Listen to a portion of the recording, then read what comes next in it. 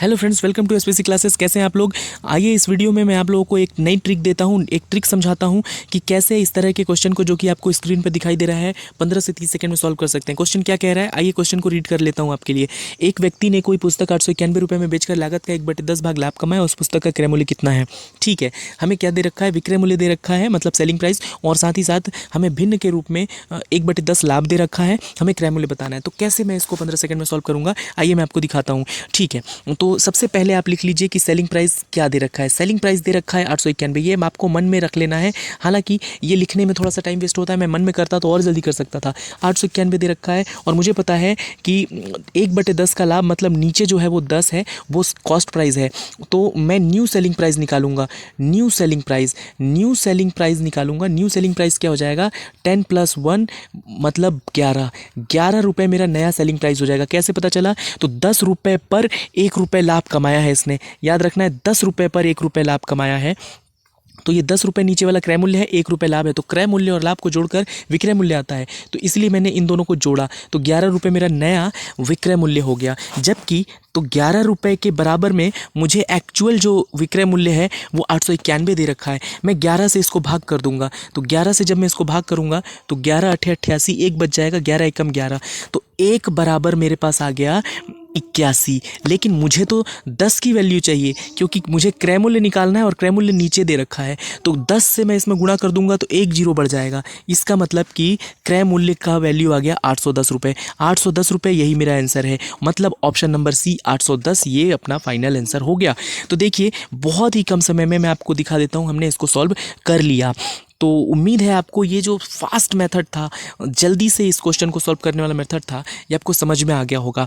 लेकिन ये अगर आपको नहीं समझ में आया तो अब मैं इसको स्लोली मेथड को समझाते हुए आपको करा देता हूँ। मैं फास्टली दिखाना चाहता था, इससे भी फास्ट किया जा सकता है जब हम मन में करेंगे। ये सारा कैलकुलेशन लिख के करने की ज़रूरत नहीं होती, क्योंकि इतना गुणा भाग हमें आता है।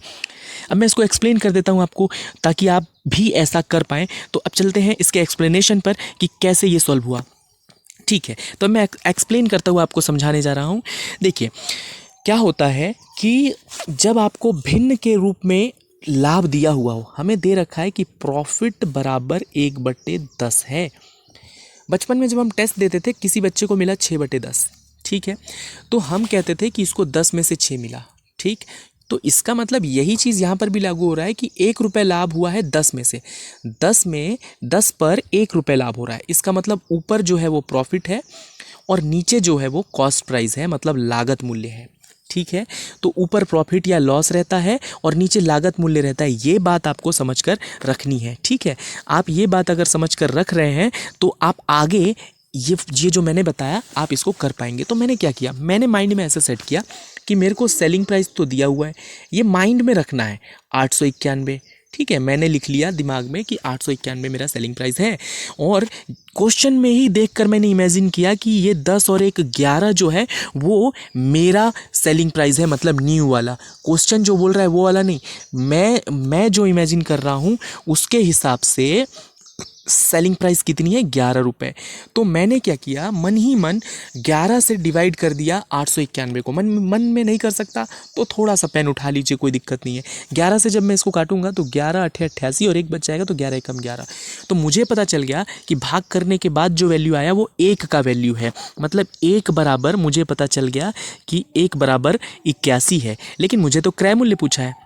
क्रय मूल्य कौन सा है, नीचे वाला। अभी मैंने बताया कि नीचे वाला क्रय मूल्य होता है। नीचे क्या है, 10। तो 10 है तो 10 से गुणा कर दो तो 810 हो जाएगा। 1 जीरो बढ़ जाएगा ना, जब आपकी 10 की वैल्यू निकालोगे, 81 में 10 से गुणा करोगे तो 810 ही आएगा। तो 810 फाइनल आपका क्रय मूल्य हो जाएगा। ऑप्शन नंबर सी उत्तर हो जाएगा। अब अगर मान लो प्रॉफिट पूछा होता कि बताइए प्रॉफिट कितना हुआ, तब हम 1 से गुणा करते। तब हम यहाँ पर 10 से गुणा नहीं करते, तब हम 1 से गुणा करते। और 1 से गुणा करते तो प्रॉफिट हमारा ऑलरेडी आ चुका था, गुणा करने की ज़रूरत थी नहीं। 1 की वैल्यू तो 81 पहले से आई हुई थी। तो आई होप कि आपको ये समझ में आ गया होगा। और अगर आपको ये मेथड, ये फॉर्मूला, ये तरीका अच्छा लगा तो वीडियो को लाइक करना ना भूलें और शेयर कर दें अपने और भी दोस्तों के साथ। इस तरह के मैं और भी ट्रिकी क्वेश्चंस लेकर आता रहूँगा, जिसका सॉल्यूशन मैं ट्रिक्स के माध्यम से बताऊँगा। हालांकि क्योंकि मुझे वीडियो बहुत लंबा नहीं करना, इसलिए मैंने इसके बेसिक मेथड को नहीं बताया और शुरू से लेकर एक्सप्लेन नहीं किया, क्योंकि मैं मानता हूँ कि अगर आप कंपटीशन एग्जाम्स की तैयारी कर रहे हो तो आपको ये फॉर्मूलाज पता होंगे। तो मिलते हैं नेक्स्ट वीडियो में ऐसे ही एक ट्रिकी क्वेश्चन के साथ, इसी चैप्टर का, मतलब कि लाभ हानि से संबंधित।